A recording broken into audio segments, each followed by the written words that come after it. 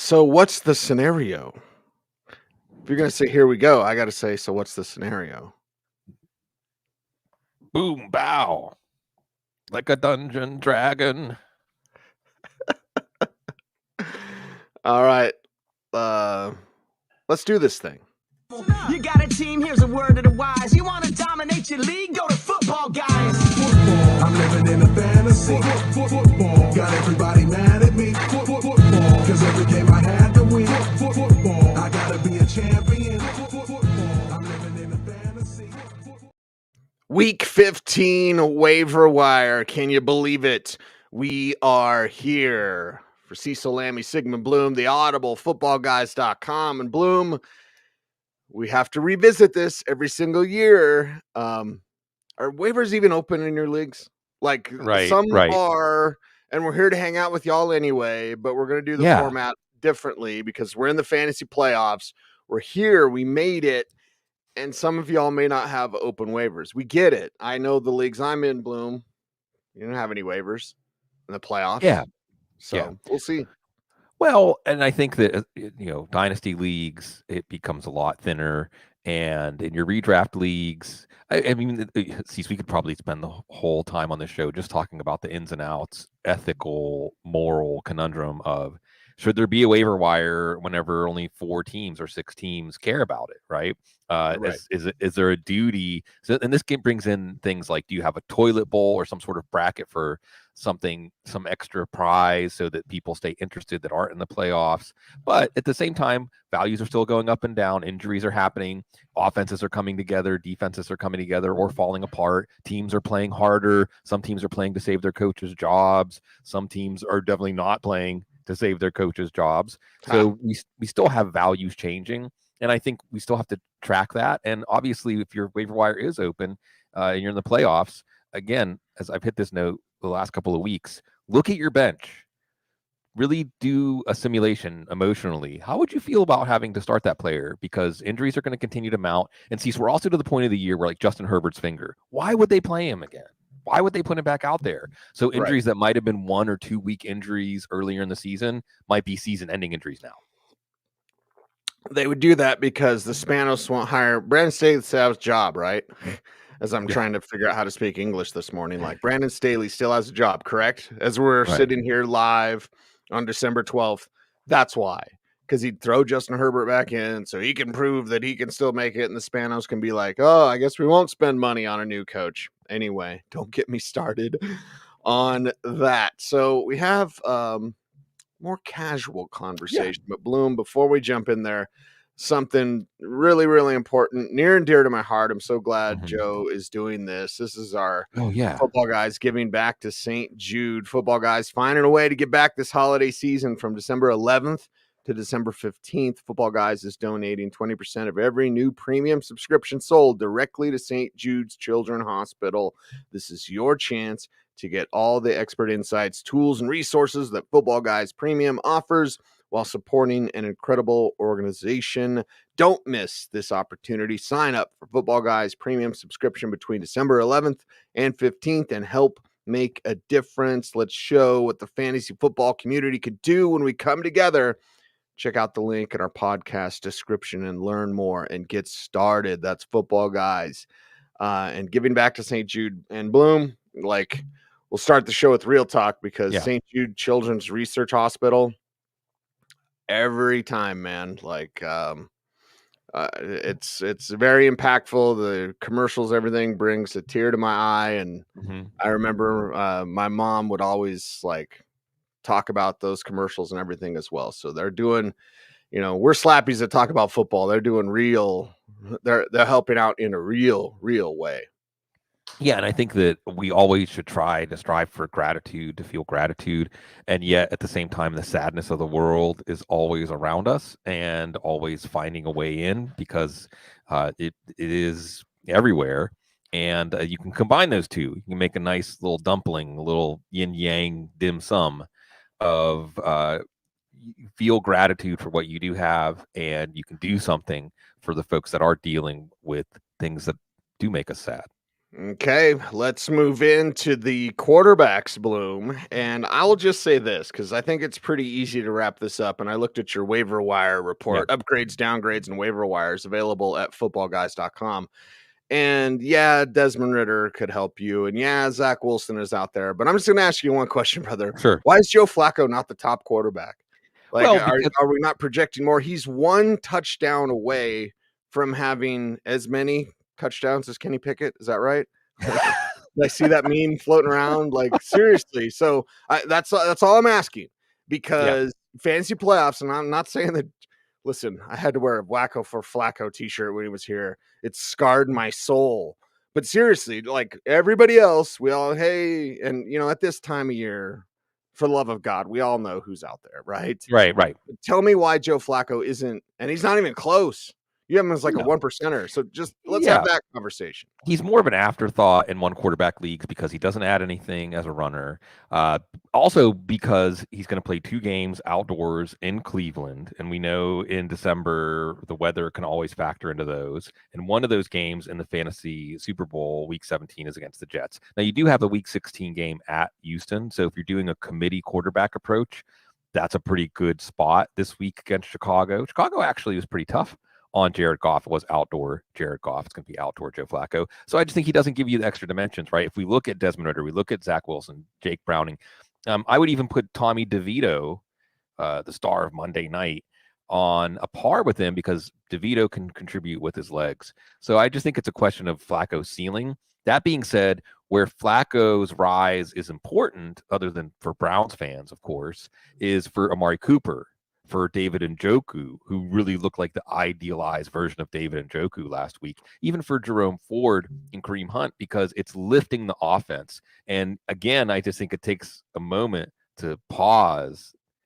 The Browns offense has had the best quarterback play of the season from Joe Flacco. And it makes the wheels turning in my head. It's like, Ryan Fitzpatrick has a good now. Matt Ryan, I don't know. What other quarterbacks are out there that you're really tapping into their experience, and that's what makes them valuable at this time of year, not so much what they can offer in terms of tools and abilities, because I think it's Joe Flacco, Joe Cool, right? And that's what the Browns are responding to as much as his ability to push the ball downfield, which they have not had this year. Yeah, he's the ultimate DGAF quarterback. Sorry, Joe. And that's just him. It's not like he's so sleep. He doesn't feel the rush because he doesn't feel the rush. And what pressure, Bloom? He's playing on house money. You know what I mean? Right. Like he's just in there slinging it. Like, I don't care. I'll get benched tomorrow. I'll get benched after this throw. Speaking of which, Bloom, do you know what's weird? Mm-hmm. Okay, so like everyone knows I wake up with the Audible, right? You all are at work. I'm like sawing logs, and then I'm like, oh yeah, we got a show. Anyway, like probably about 40 minutes ago, I woke up like pissed off because I had a dream that I played for the Steelers and Kenny Pickett benched me. Like Kenny Pickett, the guy that can't play, benched me because I didn't. This is very fitting, Bloom. I didn't know where to line up. I wasn't lined up in the neutral zone. And why the hell was I playing wide receiver anyway? I was a running quarterback, baby. I should be taking Kenny Pickett's job. Anyway, I just thought it was so weird. I woke up, I was so mad. I was like, why is Kenny Pickett telling me what to do? Right. I had a dream that I was an incredibly talented football player and lined up offside and made everybody hate Patrick Mahomes. It is a little ridiculous. Bloom, where do you come down on that? I mean, I like the emotion. I think that outburst by Pat Mahomes had a lot more to say about the pressure that he's feeling. He needs a little cool Joe Flacco in his veins, right? But I think that was more not, hey, we got a call that went against us, and they get a lot of calls for them. We can go through the history. It's at least once a year, if not more. But anyway, like I think that outburst by Mahomes, one, I don't necessarily bash him for it because the dude cares. But two, I think it's a larger statement of like, oh, he's feeling it because he knows what they're up against and what they don't have. They don't have what they need, man. Yeah, I think that's that. And I think we saw something similar from Tom Brady. What it's a sense of so deep down inside, and we can look at it positively or negatively. Deep down inside, it is not accepting losing, right? It's just not being able to accept losing, which when winning is your goal is, even though it can bring out some not very likable parts of your personality. I think with Tom Brady, it would come out. Sometimes he would pout, sometimes he would get angry at refs. Sometimes he would get angry at teammates. Sometimes he would just fume on the sidelines by himself. But you could see that. But I think things have gone so well for Patrick Mahomes that we haven't seen what happens when he feels it slipping away, when he feels that everything is not going his way. This is what happens when you might have to play a playoff AFC on the road. Your internet is a bucking bronco today. Oh, no. Yeah, I know. Oh no! Oh no! Oh no! Just listen to the audio version. Yeah, You'll listen get to all the audio version. all the pearls of wisdom, because that's why we're all We'll here. get this. Right? Mile High Luke, we need to go celebrate that championship. And let's continue on, Bloom. This is the time of year, and this is why we could do the whole conversation about should waivers be open or not during the playoffs, because someone could pick up someone, then they don't advance, and then that waiver player that might have been out there is not available because some slappy that barely made the playoffs picked him up, and then whatever. So to the running back position we go. And here's the thing. This is a time of year, and we'll bring up D Brown Sure. all the time from Syracuse. Look him up. He had like one or two good games. It happened in the fantasy playoffs. I lost a championship because I went on the air. One of the guys in my league called in, got through, and asked me that question. And on air, I answered the question. I knew it was him too. Damn it, killer. Anyway, so yeah, that's the time of year. So is it a Zamir White that comes out of nowhere and wins your league? Raiders don't look like they have a functional ground game, regardless of whatever happened with Josh Jacobs. Could it be Chase Brown? Yeah. Could it be Clyde Edwards-Helaire? Yeah. Could it be Jordan Mason? Yeah. I'm not a Clyde Edwards-Helaire fan. But like Bloom, and this is the thing. I know Dante Foreman's at the top of your list. I do not trust that situation whatsoever. I do not think there's any sort of clarity. Because a week ago when we were writing about, hey, Foreman's there, but Johnson's there and Herbert's there, we're still writing that. Anyway, let's discuss it because, listen, again, you already know the names, but just picking the right one and even making a move if you don't need to make a move, Bloom. Yes. This is the time of year where whatever backup running back, Zamir White, somebody you were never thinking about, wins your league. Yeah, and that's why Jordan Mason's on my list this week. I think with Elijah Mitchell hurt again, because we're looking at situations, right? Rico Dowdle, somebody whose workload is going up anyway. So Dowdle's kind of like Chase Brown now, where you might be able to get something out of him. Of course, the Kansas City backs, and let's not forget one, Deneric Prince. Let's not forget him. Stranger things have happened in the fantasy playoffs because one injury away from Prince being active, not just active, but being part of the offense. And then, like you said, Cecil, on the other hand, you have injuries where you have guys like Zamir White and Ty Chandler. And I think that you have to look at your roster.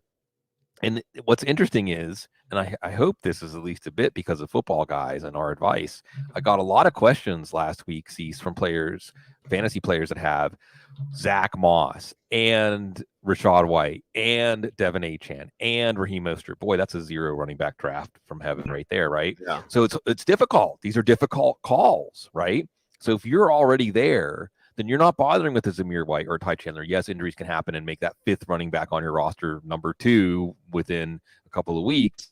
You're looking more at the upside of a Jordan Mason or a Clyde Edwards-Helaire because of the offense that they're in. So I think that's, you have to look at what your needs are. But I also think it's fun. Hey, let's give a shout out to the teams that aren't in the playoffs, that if waivers are open, the teams that aren't in the playoffs, especially in a redraft league where you're really not playing for anything, if you can still pick up players, yeah, it's fun to play spoiler on the waiver wire. Rock blocking isn't just for teams in the playoffs.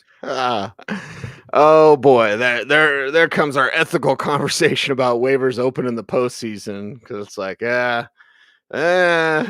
ain't in it and there's no toilet bowl, you bet not touch that waiver wire if it's even open. Again, we're only open for injuries, so this is always we used to cut this show in what, like week 12 or something? Yeah, week 10, 11, 12. Yeah. But we want to hang out with you guys and we want to talk a little football, and that's why we are here for you. Just be careful, understand your league scoring and lineups and your league rules, because there's going to be a lot of hurt feelings here around Christmas time, with some of the controversy that can happen during the fantasy postseason wide receiver time. And wide receiver, there is some help, and again, most everyone we've already talked about with you. John Mechie is interesting. I haven't talked about him as much. Of course, when we go through, what was he, 5th, right? We go through everything the Texans can do. Parker Washington, we've talked about last week. Hey, here's some Zay Jones, Curtis Samuel. Like, again, I understand the levels you look at, Bloom, and who's out there and what owner's percentage and all that kind of stuff. I'm just like, none of the leagues I play in is Odell Beckham Jr. available, or Noah Brown available, or Zay Jones available, or Curtis Samuel available. If they are, then you consider them. I look at wide receiver a little bit differently than I look at running backs. For fantasy playoffs, I'm hoarding those backup running backs. Receivers, I'm set, and the size of leagues I play in, the depth means most of these guys aren't out there. Yeah, and I think that, and then you're looking at turnover, especially in deeper leagues at the end of your roster. That's where you get into a John Mechie or even Xavier Hutchinson. They were replacing Nico Collins. Hutchinson was the direct replacement, but Mechie could easily play a larger role. We also have to look, though, at the possibility that if Nico Collins isn't out there, if Tank Dell's isn't out there, this isn't an attractive offense. This isn't an attractive Texans offense. It's funny how we can track. One of the things I really find myself doing a lot at this time of year, Cease, is reflecting on what we thought in August when we looked at these players and these offenses. And we looked at the Texans offense, and we said, well, there's no experience at wide receiver except Robert Woods. So this isn't going to be a very exciting pass offense. And we come full circle to that because the exciting parts of the offense are sidelined. Or is CJ Stroud going to be able to overcome? Again, they're going to play the Titans twice. Before last night, Cecil would have said, great matchup. But Mike Vrabel's got these guys playing some defense, shutting down Tua and Tyreek Hill on Monday night. I know. He's got him believing, man. All you got to do is believe, man. Believe it. Make it happen. Make it happen with tight ends. But again, Bloom, I just look over the list of tight ends on the waiver wire, and I'm like, everybody's gone. Okay. Mark Andrews goes down, and Isaiah Likely was the answer. And Isaiah Likely is not Mark Andrews, but he's pretty damn good. The only tight end we really haven't talked about on your list at all, Bloom, well, it's Davis Allen. Yeah. So, again, hey, Hunter Henry. Brevin Jordan. Okay. I like Brevin Jordan. I do. But I want to win it all, man. It's fantasy playoff time. That means, well, Isaiah Likely's the only one of these guys I'd bid on. Yeah. And depending on what your options are, Iggy Okonkwo is interesting. He had a good Monday night. I'll add him to the list. Kate Otten catches the game-winning touchdown. He's up and down. But Logan Thomas coming off a bye. Hunter Henry, you never know. You got 2 touchdowns. I don't even know if New England's going to score 2 touchdowns for the rest of the year, but he had 2 against the Steelers. Brad Jordan's interesting just because he could be the best, most prominent target if the wide receiver cupboard is bare as far as guys that can get open in the matchups they're going to have. But Dalton Schultz could also come back. So you get to Davis Allen, more of a blocking tight end, really, but sometimes blocking tight ends have to play that full every down role as the top 2 tight ends went down for the Rams and Matthew Stafford. And let's just take a moment out to reflect on this, as all the teams in the playoff picture in the NFC are losing except for Minnesota because they played the Raiders in a 3-0 game. I hope we get to see Matthew Stafford in the playoffs again. I hope we get to see him go on the road in the wild card round and try to play spoiler against a team like, hey, even a San Francisco, a Dallas, a Philadelphia, a Detroit. Oh boy, I saw someone talking about that yesterday. Cease, the football gods have to deem this so that Matthew Stafford returns to Detroit for Detroit's first home playoff game since like the Barry Sanders year, right? So a lot of fun stuff going on, and yeah, Matthew Stafford can make Davis Allen a player we're talking about on the Waiver Wire show. I'm sure they did, and Lord knows it was like Rodney Pete running around or something like. All I remember is the Green Bay game where Barry Sanders, they held him to what, like 15 yards or something? and that was in Green Bay. So yeah, we talk about home playoff games for Detroit. The memory's a little hazy there, Blue. Yeah. For many reasons, but I think it's well, home playoff. Are we sure? I'm sure they Right. did. I'm sure. Don't at me, bro. But I'm Right. like, home playoff game for And well, if Matthew Stafford goes back to Detroit, you know what's going to happen, baby. Lions ain't going to win. No, it's terrible. I mean, for Lions fans, but at the same time, this is exactly what we're talking about with the Bills. And, the stories are terrific. How do the Bills somehow pull the sword from the stone and end all the anguish and all the suffering? Well, you got to beat Kansas City in Kansas City. You got to beat Dallas, the team, the big bad that really started the misery cycle for Buffalo. And if you're Detroit, you got to beat Matthew Stafford. You have to, these stair steps, you see where you're at. And I think that because in the NFL, it's there's another season, but there's a mortality, right? There's a fatal ending to seasons, right? And you have to find a way to survive. And I think for this Lions team, even though you might say, wow, that's such terrible luck that if they have to play Matthew Stafford, a veteran quarterback who's won a Super Bowl in their first home playoff game in more than a generation. But if you're going to eventually get to that Super Bowl level, you have to test yourself in games like that. Ask the Bills. Ask the Buffalo Bills. Nobody circles the wagons. Of course, we're going to be keeping you up to date on everything at footballguys.com. Stupid 2 Monday night games.